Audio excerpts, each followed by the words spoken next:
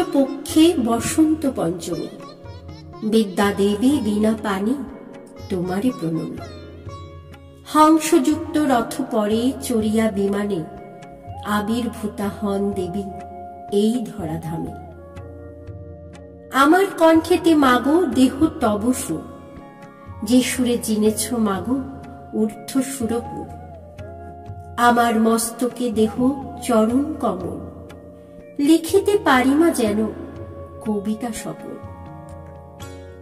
কবি আমি গিয়ে যাই দেবীর বন্দনা, সে তো বিনা ধরা দেবী, সে তো আভরণা।